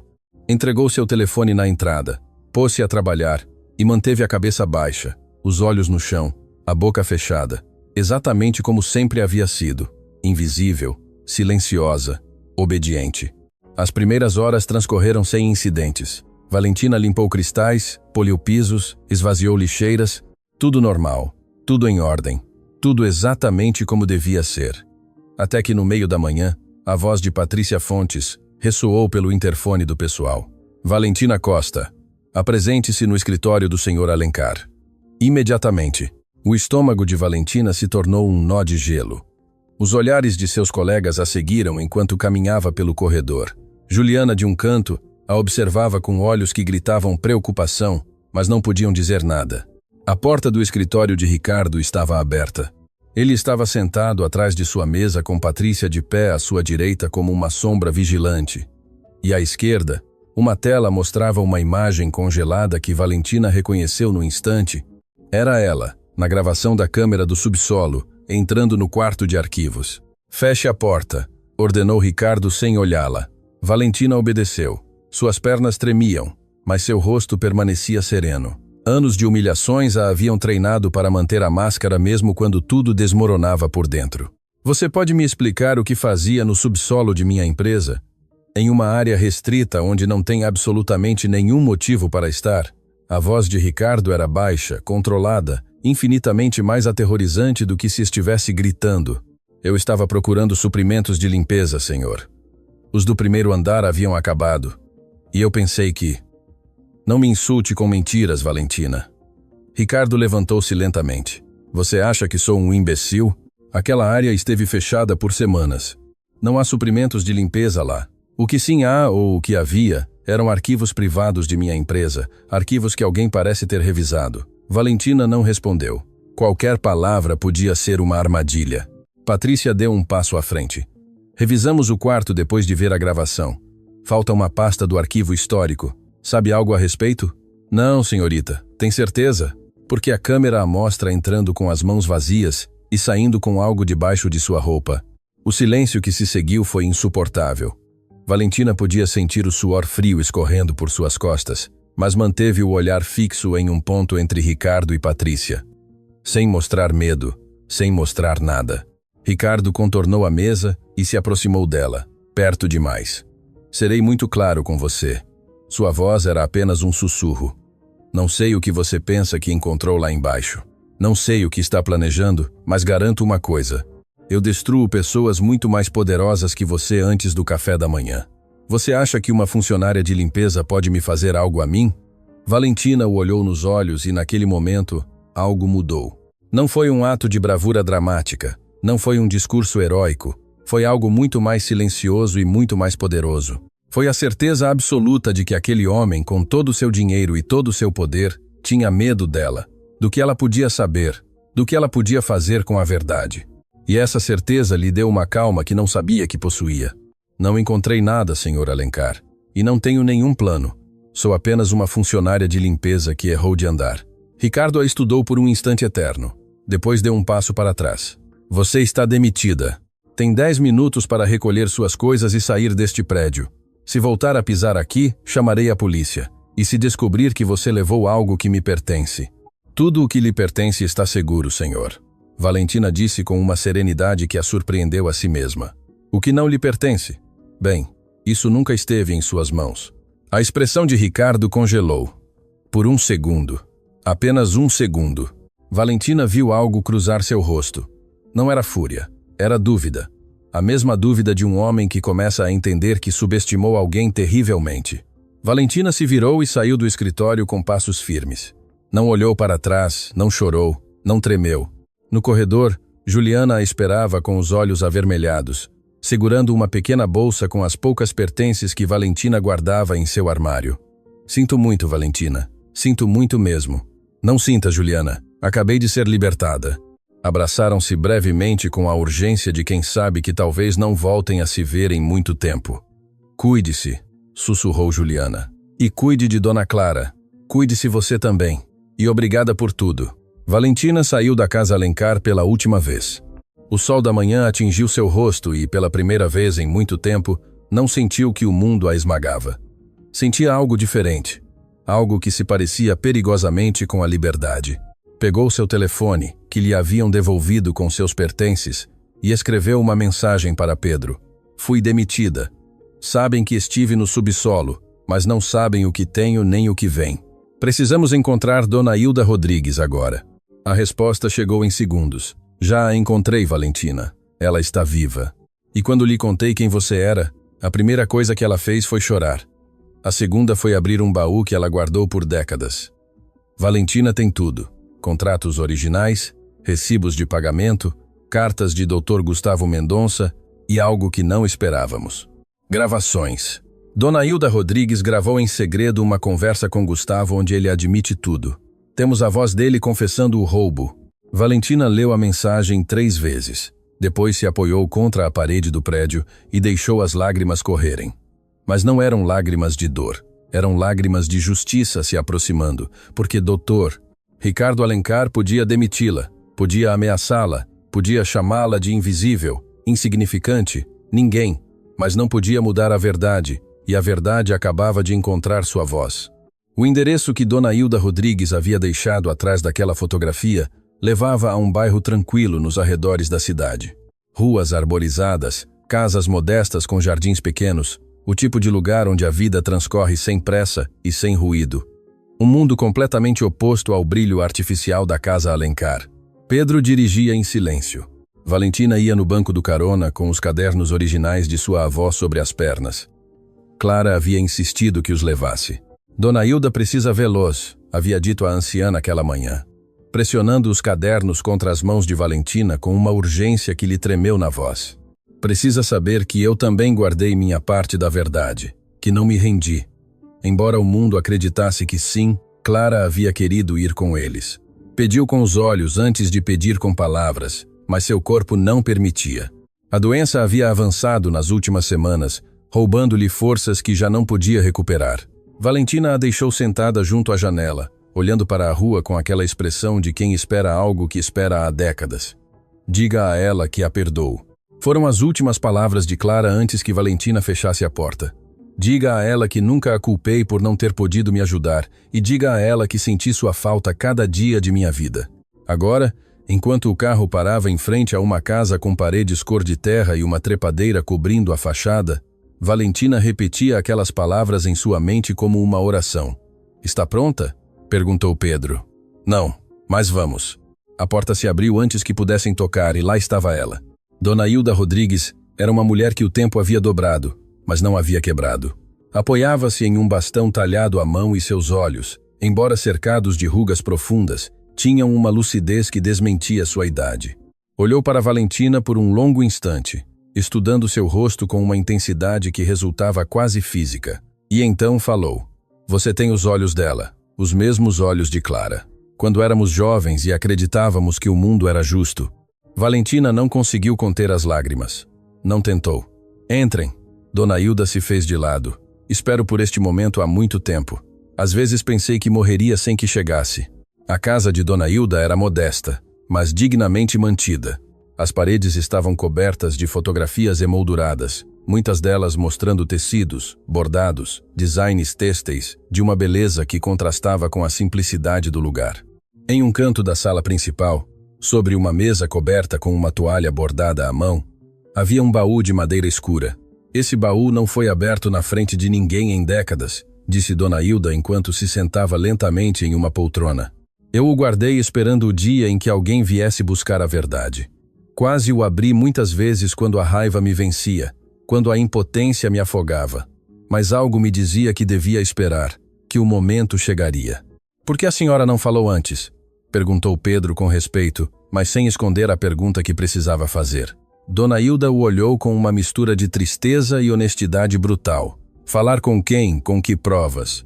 Quando Clara assinou esse contrato e eu tentei protestar, Dr. Gustavo Mendonça me levou para um lado e me disse algo que nunca esqueci. Ele me disse: se você abrir a boca, não só a destruiremos cada mulher deste ateliê, suas famílias, seus filhos, seus meios de vida. Você quer carregar isso em sua consciência? O silêncio que se seguiu pesava como chumbo. Eu tinha companheiras que eram mães solteiras, mulheres que dependiam desse trabalho para alimentar seus filhos. Se eu falasse e eles fechassem o ateliê, todas pagariam o preço. Então eu me calei. Calei por anos, mas não fiquei parada. Levantou-se com esforço e caminhou até o baú. Abriu-o com uma chave que levava pendurada no pescoço. As pessoas que guardam verdades importantes sempre as levam perto do coração. O que havia dentro do baú superou qualquer expectativa. Pastas organizadas por data, contratos originais com as assinaturas de cada costureira, recibos de pagamento que demonstravam as quantias irrisórias que haviam recebido, cartas enviadas por Dr. Gustavo Mendonça ao ateliê, antes e depois da aquisição dos designs e, no fundo, embrulhada em tecido, uma gravadora de cassetes antiga. Um dia, semanas depois que Clara assinou, Gustavo voltou ao ateliê. Dona Hilda falou enquanto tirava a gravadora com mãos cuidadosas. Ele vinha recolher os últimos esboços. Eu tinha esta gravadora escondida no meu avental. Naquela época ninguém suspeitava de uma costureira com um aparelho assim. Pensavam que éramos muito simples para algo assim. Pressionou o botão de reprodução. O som era antigo, com estática e ruído de fundo, mas as vozes eram claras, inconfundivelmente claras. A voz de um homem segura, condescendente. Olhe, senhora Rodrigues, a senhora e suas companheiras deveriam estar agradecidas. Nós pagamos por desenhos que provavelmente nunca teriam saído deste ateliê. Sem nós, esses designs morreriam aqui entre máquinas de costura e poeira. Depois a voz de Dona Hilda, mais jovem, tremendo de indignação contida. Esses designs têm donas, senhor Mendonça. Clara Costa criou. A Promessa. Graciela Mendes bordou. O Amanhecer. Cada uma de nós colocou sua alma nessas criações. A voz do homem outra vez. Agora com um tom que derrubava toda a pretensão de cortesia. E cada uma de vocês assinou um documento cedendo esses direitos. Legalmente, essas criações já não são de ninguém aqui, são do senhor Aurélio Alencar. E recomendo que aceite essa realidade antes que as coisas se compliquem. Pedro parou a gravação. Estava pálido. Mencionou minha avó. Sussurrou. Mencionou Graciela Mendes pelo nome. Mencionou várias. Dona Hilda assentiu. Essa gravação dura quase 40 minutos. Gustavo falou com total liberdade, porque jamais imaginou que uma costureira pudesse estar gravando-o. Menciona nomes, designs específicos, quantias de dinheiro e até instruções diretas de Dr. Aurélio Alencar para ocultar a origem real das criações. Valentina olhava tudo como se estivesse presenciando um milagre. As peças que sua avó havia guardado em cadernos, as que ela havia resgatado do subsolo, e agora as de Dona Hilda, 3 fontes diferentes, 3 mulheres que, sem saber, haviam preservado fragmentos da mesma verdade durante toda a sua vida. Juntas essas peças formavam algo inquebrável. Senhora Rodrigues, Pedro falou com uma seriedade que Valentina não lhe havia escutado antes. Estaria disposta a tornar pública esta evidência? A dar seu testemunho à imprensa e, se necessário, a um tribunal? Dona Hilda o olhou com uma firmeza que contradizia seu corpo frágil. Jovem, esperei décadas para que alguém me fizesse essa pergunta. Minha resposta é sim. Minha resposta sempre foi sim. Só precisava que alguém escutasse. Valentina pegou os cadernos de Clara e os colocou sobre a mesa junto ao conteúdo do baú. Dona Hilda os tomou com uma reverência quase sagrada. Passou as páginas lentamente, detendo-se em cada esboço, em cada anotação escrita com a letra de sua velha amiga. Olhe isso, sussurrou, apontando um esboço que não era A Promessa, mas outro design menor em um canto da página. Este fizemos juntas. Uma noite ficamos até tarde no ateliê tomando café aguado e sonhando com vestidos que nunca poderíamos comprar. Clara desenhava, E eu lhe dizia como imaginava os bordados. Ríamos tanto. A voz dela embargou. Como ela está? Como está minha Clara? Valentina respirou fundo. Está doente, senhora Rodrigues. A doença avançou muito, mas seu espírito continua intacto, e ela me pediu para lhe dizer algo. O quê? Que a perdoa, que nunca a culpou, e que sentiu sua falta cada dia de sua vida. Dona Hilda fechou os olhos. As lágrimas rolaram por suas bochechas como rios, buscando um curso que levavam décadas sem percorrer. Eu também, minha Clara. Eu também. O resto da manhã foi dedicado a organizar a evidência. Pedro fotografou cada documento, cada página dos cadernos, cada carta do baú. Criou cópias digitais que armazenou em múltiplos locais seguros. Se alguém tentasse destruir os originais, a verdade estava respaldada. Precisamos de um advogado, disse Pedro enquanto terminava de classificar os documentos. Alguém especializado em propriedade intelectual que esteja disposto a enfrentar os Alencar. Você conhece alguém assim? Perguntou Valentina. Tenho um contato. Uma advogada que levou casos contra grandes corporações. Chama-se Dr. Marina Santos. É brilhante e não tem medo de ninguém, mas cobra caro. E nós? Nós não temos nada, completou Valentina. Eu posso ajudar com isso. Dona Hilda interveio de sua poltrona. Não tenho muito dinheiro, mas tenho esta casa. Se precisarem de uma garantia, eu a coloco sobre a mesa. Senhora Rodrigues, não podemos pedir isso à senhora. Não estão me pedindo, estou oferecendo. Esta casa vale menos que a verdade que contém, e prefiro perder as paredes antes que perder a oportunidade de fazer justiça. Valentina olhou para aquela mulher que mal conhecia, mas que sentia como família. Duas avós, duas guerreiras silenciosas, duas mulheres que o mundo havia subestimado, e que agora juntas tinham o poder de derrubar um império. Antes de se despedirem, Dona Hilda pegou a mão de Valentina. Há algo mais que você precisa saber. Algo que não quis dizer na frente do jornalista, porque primeiro queria dizer a você. O quê? A gravação tem quase 40 minutos. No final, quando Gustavo acreditou que nossa conversa havia terminado e baixou completamente a guarda, ele mencionou algo sobre a promessa que nem mesmo Clara sabe. O que ele mencionou? Disse que Aurélio Alencar não guardou a promessa por tantos anos só porque esperava o momento perfeito para lançá-la. Ele aguardou porque sabia que era um design roubado e temia que alguém o reclamasse. Mas antes de morrer, Aurélio deixou instruções específicas para seu filho Ricardo. Instruções que estão em um documento selado dentro do cofre pessoal da família Alencar. Que tipo de instruções? Segundo o que Gustavo disse na gravação, Aurélio deixou uma carta onde reconhece que a promessa e outros designs foram adquiridos de maneira fraudulenta, uma espécie de confissão escrita. Disse que queria limpar sua consciência antes de partir, mas que deixava nas mãos de Ricardo a decisão de fazer o correto ou enterrar a verdade para sempre. Valentina sentiu o chão se mover sob seus pés. Ricardo tinha uma carta de seu próprio pai confessando o roubo e decidiu exibir o vestido como se fosse seu. Não só isso, minha filha. Decidiu usá-lo para humilhá-la, para zombar da neta da mulher a quem seu pai roubou a alma. A ironia era tão monstruosa que roçava o poético. O vestido que Ricardo havia usado como arma de humilhação era a criação da avó da mulher que estava prestes a destruí-lo com a verdade. No caminho de volta, Pedro dirigia com a mandíbula cerrada. Essa carta de Aurélio muda tudo, Valentina. Se existe e podemos demonstrar sua existência, Ricardo não só roubou designs, ele ocultou deliberadamente uma confissão de fraude. Isso é obstrução, acobertamento. Desaba todo o seu império legal, mas a carta está em seu cofre. Como chegamos a ela? Não precisamos chegar ao cofre, só precisamos que o mundo saiba que existe. Se publicarmos a gravação onde Gustavo menciona essa carta, a pressão pública e legal obrigará que seja aberta.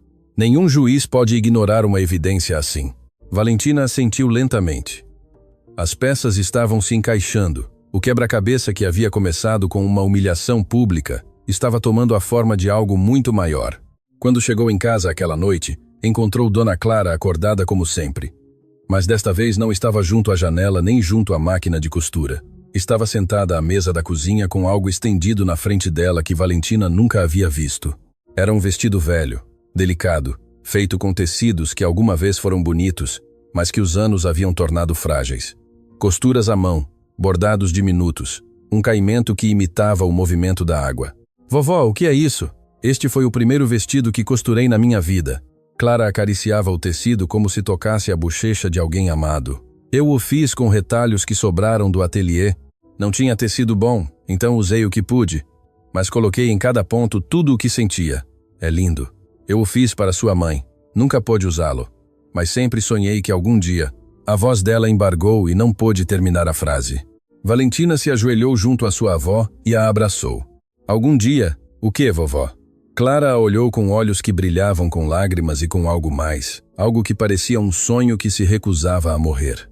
Algum dia sonhei que a filha da minha filha usasse um vestido feito pelas minhas mãos. Não o vestido que me roubaram, mas um feito com amor, só com amor. Valentina olhou o vestido sobre a mesa, depois olhou para sua avó, e uma ideia começou a se formar em sua mente.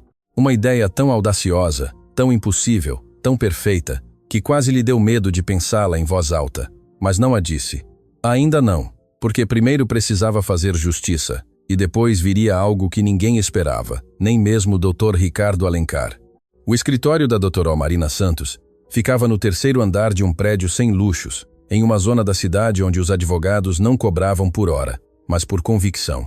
Não havia quadros caros nas paredes nem móveis de design, apenas estantes repletas de livros, pastas empilhadas em cada superfície disponível e uma mulher sentada atrás de uma mesa que parecia um campo de batalha de papéis. Marina levantou a vista quando Pedro, Valentina e Dona Hilda entraram. Tinha o aspecto de alguém que dorme pouco e briga muito, mas seus olhos transmitiam algo que Valentina reconheceu de imediato: fome de justiça. Pedro me adiantou os detalhes por telefone. Disse sem rodeios: mas preciso ouvir de vocês desde o princípio, sem omitir nada. Durante as 2 horas seguintes, o escritório se tornou um confessionário. Dona Hilda falou primeiro com aquela voz que carregava décadas de silêncio acumulado. Mostrou cada documento do baú, explicou cada assinatura, cada data, cada detalhe. Depois, reproduziu a gravação de Dr. Gustavo Mendonça. E quando a voz do homem encheu a sala admitindo o roubo com total impunidade, Marina fechou os olhos e apertou os punhos sobre a mesa. Valentina falou depois, contou a história de sua avó, mostrou os cadernos com os esboços originais, apresentou a pasta resgatada do subsolo com o inventário e as fotografias, e quando mencionou a carta-confissão que Dr. Aurélio Alencar havia deixado no cofre familiar, Marina se levantou. Se essa carta existe, e diz o que a gravação sugere, este não é apenas um caso de propriedade intelectual, é fraude documentada durante décadas. Com a evidência que tem, podemos exigir uma ordem judicial para abrir esse cofre. E se Ricardo já a destruiu? Perguntou Valentina. Destruir um documento mencionado em uma gravação, que já está em mãos de um jornalista e uma advogada, seria obstrução de justiça. Se o fez, sua situação piora. Se não o fez, a carta o condena. De qualquer forma, ele está preso. Dona Hilda, que havia escutado em silêncio, falou com voz trêmula. De verdade pode acontecer? Depois de tantos anos, de verdade pode haver justiça? Marina contornou a mesa e se ajoelhou na frente da anciã. Senhora Rodrigues, serei honesta. Isso vai ser difícil. Dr. Ricardo Alencar tem dinheiro para contratar os melhores advogados do país. Vai lutar com tudo. Vai tentar desacreditá-las, intimidá-las, esgotá-las. Mas o que vocês têm é algo que nenhum advogado milionário pode comprar: a verdade documentada. E na minha experiência, quando a verdade tem voz, cedo ou tarde o mundo a escuta. Sobre os honorários, Valentina começou. Marina levantou uma mão. Pedro me explicou a situação. Tomarei o caso pro bono, sem custo. Não podemos pedir isso à senhora. Não estão me pedindo. Eu comecei esta carreira porque vi minha mãe trabalhar como costureira durante 30 anos sem que ninguém valorizasse o que ela fazia com as mãos. Cada caso que tomo é por ela. Este caso é por todas elas. Valentina olhou para Dona Hilda. Dona Hilda olhou para Valentina, e nesse intercâmbio silencioso de olhares, houve algo que não precisava de palavras. A certeza de que já não estavam sozinhas. Os dias seguintes foram um turbilhão de preparação. Marina trabalhava do amanhecer até a madrugada, construindo o caso legal com a precisão de um relojoeiro. Pedro preparava sua reportagem, verificando cada dado, cada data, cada nome, assegurando-se de que não houvesse um único buraco que os advogados dos Alencar pudessem explorar. Valentina dividia-se entre ajudar na investigação e cuidar de Dona Clara. cuja saúde se deteriorava com uma velocidade que lhe gelava o sangue. A anciã tossia mais, dormia menos, e às vezes, Valentina a encontrava falando sozinha, como se conversasse com fantasmas que só ela podia ver. "Com quem a senhora fala, vovó?" "Com sua mãe, minha filha. Estou contando a ela o que você está fazendo. Ela está orgulhosa. Tão orgulhosa." Valentina continha as lágrimas cada vez que ouvia isso. O tempo estava se esgotando em mais de um sentido. Uma manhã, Pedro a ligou. "A reportagem está pronta. Publica-se esta noite na edição digital do Diário Continental. Amanhã na impressa. Está preparada? Pode-se estar preparada para algo assim? Não, mas pode-se estar decidida. E você é a pessoa mais decidida que conheci em minha vida." Naquela noite, às 11 em ponto, o artigo apareceu na capa digital do Diário Continental. O título ocupava toda a tela: "O Império das Mentiras. Como a Casa Alencar roubou os designs de 23 costureiras e construiu sua fortuna sobre o talento invisível de mulheres que nunca receberam crédito." A reportagem era demolidora. Pedro havia tecido a história com a precisão de um cirurgião e a emoção de um poeta. Começava com a história de Clara e a promessa, mas se expandia para abranger as 23 costureiras do ateliê Sonhos de Chita. Incluía fragmentos da gravação de Dona Hilda, reproduções dos esboços originais comparados com os designs registrados pela Casa Alencar e depoimentos de especialistas em propriedade intelectual que confirmavam as irregularidades nos contratos. Mas o que fez com que o artigo se tornasse imparável foi um detalhe que Pedro guardou para o final: a história da humilhação na gala. Como doutor, Ricardo Alencar havia obrigado Valentina a parar junto ao vestido que sua própria avó havia desenhado e lhe havia dito na frente de centenas de pessoas: "Se você entrar nesse vestido, eu me caso com você." A ironia brutal de um homem zombando de uma mulher usando a criação roubada de sua avó como arma de humilhação. Isso foi o que acendeu a faísca. Em questão de horas, o artigo foi compartilhado milhares de vezes, depois centenas de milhares. As redes sociais se inundaram com a história. Pessoas de todo o país e além comentavam, compartilhavam, se indignavam. O nome de Clara Costa começou a ser tendência e, junto a ele, um grito coletivo que se repetia em cada publicação, em cada mensagem, em cada comentário: "O vestido é da Clara." Para o amanhecer, essa frase havia se tornado um movimento. Artistas, designers, ativistas, trabalhadoras têxteis de todo o continente se juntavam com suas próprias histórias de roubo criativo, de exploração, de talentos invisíveis esmagados pelo peso do dinheiro. Valentina leu cada comentário com lágrimas rolando por suas bochechas. Pessoas que não conheciam sua avó choravam por ela. Pessoas que nunca haviam costurado um botão entendiam a dor de uma criadora despojada de sua obra. O mundo finalmente estava ouvindo, mas doutor, Ricardo Alencar não ia cair sem lutar. Poucas horas após a publicação, a equipe legal da Casa Alencar emitiu um comunicado oficial, qualificando a reportagem de difamatória, infundada e mal intencionada. Anunciaram processos contra o Diário Continental, contra Pedro Mendes e contra qualquer indivíduo envolvido nesta campanha de desprestígio. Negaram todas as acusações e asseguraram que os designs da Casa Alencar eram criações originais protegidas por lei. Mas a verdade tem um peso que nenhum comunicado de imprensa pode contrariar. Naquela mesma tarde, Marina apresentou a ação formal ao tribunal. Junto com ela, entregou a solicitação de ordem judicial para abrir o cofre da família Alencar, citando a gravação de Dr. Gustavo Mendonça como evidência da existência da carta-confissão de Aurélio. A resposta do juiz foi rápida.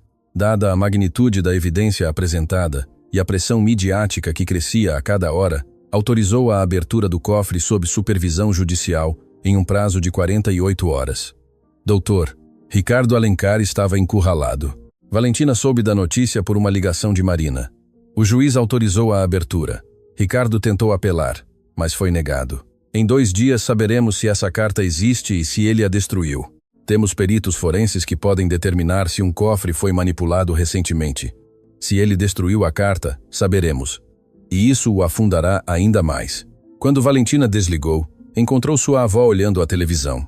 A reportagem de Pedro havia saltado dos jornais para os noticiários. Uma apresentadora narrava a história enquanto mostravam os esboços de Clara na tela. A anciã olhava a tela sem piscar, com as mãos no colo. tremendo não pela doença, mas por algo muito mais profundo. Vovó, a senhora está bem? Estão mostrando meus designs, Valentina. Meus designs com meu nome. Depois de tantos anos, alguém está dizendo que são meus. Sua voz se quebrou na última palavra. Valentina sentou-se junto a ela e a abraçou, enquanto ambas olhavam a tela onde, pela primeira vez na história, o nome de Clara Costa aparecia junto às criações que sempre lhe pertenceram. Eu disse que conseguiríamos, vovó. Não, minha filha, você conseguiu. Você devolveu a voz a esta velha costureira que o mundo quis silenciar. O telefone de Valentina não parava de tocar. Mensagens de pessoas que haviam visto a reportagem, solicitações de entrevistas de mídias nacionais e internacionais, e entre todas elas, uma mensagem de Juliana. Valentina, você precisa saber algo. Ricardo está fora de controle. Demitiu 3 pessoas hoje por se recusarem a assinar uma declaração dizendo que a reportagem é falsa. Patrícia renunciou esta manhã. Saiu sem dar explicações. E há algo mais. Encontrei uma carta na mesa de Ricardo. Ele a estava lendo uma e outra vez, como se estivesse brigando consigo mesmo. Não pude ver o conteúdo completo, mas vi a assinatura no final. Dizia seu pai, Aurélio: Ricardo tem a carta. Não a destruiu. Valentina leu a mensagem e sentiu algo se mover em seu peito. Não era alívio, não era triunfo, era algo mais complexo, mais humano. Doutor Ricardo Alencar, o homem que a havia humilhado na frente de centenas de pessoas, o homem que havia construído seu império sobre o roubo e a mentira, havia guardado a carta de seu pai. Não a havia destruído. Apesar de tudo, havia conservado a confissão que podia acabar com ele. Por que covardia, negligência, ou algo mais parecido com uma consciência que não podia silenciar completamente? Valentina não tinha a resposta, mas sabia que em 2 dias, quando abrissem aquele cofre, o mundo a teria. Naquela noite, enquanto preparava o jantar para sua avó, alguém bateu à porta. Valentina abriu, esperando Pedro, ou talvez Marina. Não era nenhum dos dois, era Patrícia Fontes. Valentina ficou paralisada. A mulher que havia sido a sombra de Ricardo, sua cúmplice, seu escudo, estava parada no corredor com os olhos avermelhados e uma pasta apertada contra o peito. Antes que me feche a porta na cara, preciso que me escute. A voz de Patrícia era irreconhecível. Não restava rastro da mulher fria e calculista da casa Alencar. Em seu lugar havia alguém que parecia ter envelhecido anos em questão de dias. Não venho ameaçá-la. Não venho negociar. Venho porque não posso continuar vivendo com isso. Com o quê? Patrícia estendeu a pasta com mãos trêmulas. Isto é uma cópia de cada e-mail, cada memorando, cada ordem interna que Ricardo me deu durante anos. Instruções para ocultar a origem dos designs, ordens para destruir documentos, ameaças veladas contra funcionários que faziam perguntas incômodas. Tudo está aqui, com datas, com assinaturas, com provas digitais que nem seus melhores advogados podem desmentir. Valentina olhou a pasta sem pegá-la. Por quê? Por que agora? Patrícia fechou os olhos. Quando os abriu, havia lágrimas neles. E Valentina entendeu com uma clareza que a atingiu como uma onda, que estava vendo uma mulher desabar. Porque minha mãe também era costureira, Valentina. Trabalhou toda a sua vida em ateliês como o de sua avó. Morreu com as mãos gastas e sem um centavo em seu nome. E eu jurei que nunca seria como ela. Jurei que teria poder, que teria dinheiro, que ninguém me olharia de cima para baixo jamais. Sua voz se quebrou. E para cumprir esse juramento, me tornei cúmplice de um homem que fazia exatamente o que fizeram com minha mãe. Ajudei a roubar o trabalho de mulheres como ela. Ajudei a silenciá-las. Ajudei a torná-las invisíveis. As lágrimas corriam agora sem controle pelo rosto de Patrícia. Quando li a reportagem de Pedro e vi as fotografias daquelas costureiras, vi minha mãe em cada uma delas e soube que não podia mais mentir para mim mesma. Não podia mais ser a pessoa em que me tornei. Valentina a olhou por um longo momento. Essa mulher havia lhe tornado a vida impossível. Havia-a humilhado, ameaçado, vigiado. Havia sido instrumento da crueldade de Ricardo, mas também era uma filha que carregava sua própria história de dor. Valentina pegou a pasta. Isso não apaga o que você fez. Eu sei, mas é um começo. Patrícia assentiu, limpando as lágrimas com as costas da mão. Há algo mais que você deve saber. Ricardo está planejando algo para a audiência do cofre. Não sei exatamente o que, mas ouvi dizer que ele contatou pessoas influentes. Está movendo cordas para que a abertura seja feita em particular, sem imprensa, sem testemunhas. Quer controlar o que sai de lá. Obrigada por me dizer. Patrícia deu meia volta para ir, mas parou na soleira. Valentina, diga à sua avó que sinto muito. Não espero seu perdão. Só preciso que ela saiba que alguém que participou da injustiça reconhece o que foi feito e que está arrependida. Quando Patrícia se foi, Valentina fechou a porta e se apoiou contra ela com a pasta entre as mãos. Da sala, a voz de Clara chegou suave e calma. Quem era minha filha? Valentina caminhou até sua avó e sentou-se ao lado dela. Alguém que acabou de encontrar sua consciência, vovó. Alguém que acabou de nos dar a última peça que precisávamos. Clara a olhou com aqueles olhos que continuavam brilhando apesar de tudo. Sabe o que a vida me ensinou, Valentina? Que as pessoas não são boas ou más para sempre. Às vezes, as pessoas que mais nos fazem mal são as que mais mal carregam dentro. E às vezes, só às vezes, o arrependimento é mais valente do que nunca ter cometido o erro. Valentina assentiu. Depois olhou para o canto onde o velho vestido de Clara descansava sobre uma cadeira esperando. A ideia que havia nascido noites atrás já não era só uma ideia, era um plano. E em 2 dias, quando o mundo inteiro estivesse olhando, Valentina ia fazer algo que Dr. Ricardo Alencar nunca esqueceria. Algo que começaria com um vestido e terminaria com justiça.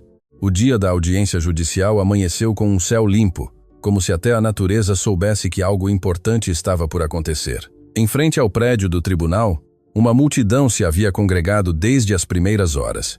Pessoas com cartazes que diziam: "O vestido é da Clara". Costureiras que haviam viajado de distintas cidades carregando suas próprias máquinas de costura como símbolo de resistência. Jornalistas de mídias nacionais e internacionais com câmeras apontando para as portas. O caso havia transcendido as fronteiras de uma ação legal para se converter em algo muito maior. Um grito coletivo de todas as mãos invisíveis que alguma vez criaram beleza sem receber reconhecimento. Dentro do tribunal, a sala estava cheia. Dró. Marina Santos revisava seus documentos com a calma de uma mulher que sabe que tem a verdade ao seu lado. Pedro ocupava um lugar na sessão de imprensa com sua gravadora ligada e sua caderneta aberta. Dona Hilda Rodrigues estava sentada na primeira fila com seu bastão entre as mãos e os olhos fixos na porta por onde chegariam os Alencar. Mas faltavam 2 pessoas, Valentina e Clara. Dr. Ricardo Alencar entrou com sua equipe de advogados. Levava o queixo erguido e aquela expressão de superioridade que o havia protegido toda a vida. Mas Valentina, que o conhecia bem, teria notado algo diferente em seus olhos. Um brilho de algo que nunca antes havia mostrado em público. Incerteza. Sentou-se em seu lugar evitando olhar a multidão, evitando olhar Dona Hilda, evitando olhar a ninguém. O juiz tomou seu lugar e pediu ordem. A sala se silenciou e então as portas se abriram. Valentina entrou empurrando a cadeira de rodas de sua avó. Clara havia insistido em estar presente, embora seu corpo mal o permitisse. Os médicos haviam dito que não era recomendável, mas Clara os olhou com aquela firmeza que nem a doença podia dobrar e disse: "Espero por este momento há décadas, nem a morte me o tirará." Mas não foi a presença de Clara o que deteve o fôlego de toda a sala. Foi o que Valentina vestia. Não era roupa nova, não era um vestido de marca, não era nada que pudesse ser comprado em uma loja ou exibido em uma passarela. Era o vestido velho de Clara, o primeiro que havia costurado em sua vida. Aquele vestido feito com retalhos sobrantes do ateliê, com tecidos que alguma vez foram bonitos, mas que os anos haviam tornado frágeis. O vestido que Clara havia feito para sua filha, a mãe de Valentina, e que nunca foi usado. Valentina o levava como se fosse a peça mais valiosa do mundo, porque o era. As costuras à mão brilhavam sob a luz do tribunal. Os bordados diminutos, feitos com dedos jovens que sonhavam com um futuro justo, contavam uma história que nenhuma palavra podia expressar melhor. O caimento do tecido, que imitava o movimento da água, balançava suavemente com cada passo de Valentina. O silêncio na sala era absoluto. Dr. Ricardo Alencar olhou o vestido e algo se quebrou em sua expressão. Algo que seus advogados não puderam consertar, que seu dinheiro não pôde comprar, que sua arrogância não pôde disfarçar, porque aquele vestido humilde, costurado com retalhos e amor, tinha mais dignidade do que todo o império que ele havia construído sobre mentiras. Valentina acomodou sua avó junto a Dona Hilda. As 2 anciãs se olharam. Haviam passado décadas desde a última vez que estiveram juntas. Décadas de silêncio, de distância, de dor compartilhada, mas nunca falada. Dona Hilda estendeu sua mão trêmula. Clara a tomou. Não disseram nada. Não era preciso. Suas mãos entrelaçadas diziam mais do que qualquer discurso. Duas mulheres que o mundo tentou separar, finalmente juntas. Duas guerreiras silenciosas que sobreviveram ao impossível. A audiência começou. Marina apresentou a evidência metodicamente. Os cadernos originais de Clara com datas anteriores a qualquer registro da Casa Alencar, o inventário do ateliê com os nomes das costureiras, a gravação de Dr. Gustavo Mendonça, os documentos internos que Patrícia havia entregue. Tudo se encaixava como as peças de um quebra-cabeça que havia levado décadas para ser completado. Quando chegou o momento de abrir o cofre, o juiz ordenou que um perito o examinasse primeiro. O veredito foi claro. Não havia sido manipulado recentemente. O que estivesse dentro esperava há anos. A caixa se abriu na frente de toda a sala. E lá estava, uma carta escrita à mão em um envelope amarelado com o selo da família Alencar. O perito a extraiu com luvas e a leu em voz alta. A quem couber ler estas palavras quando eu já não estiver. Meu nome é Aurélio Alencar e esta carta é minha confissão. Os designs que fundaram a Casa Alencar não são meus. Foram criados por um grupo de mulheres extraordinárias do ateliê Sonhos de Chita. Mulheres cujo talento superava qualquer coisa que eu pudesse ter imaginado. Mulheres às quais tirei tudo em troca de quase nada. O design conhecido como A Promessa foi criado por Clara Costa. É a peça mais bonita que meus olhos viram em toda a minha vida.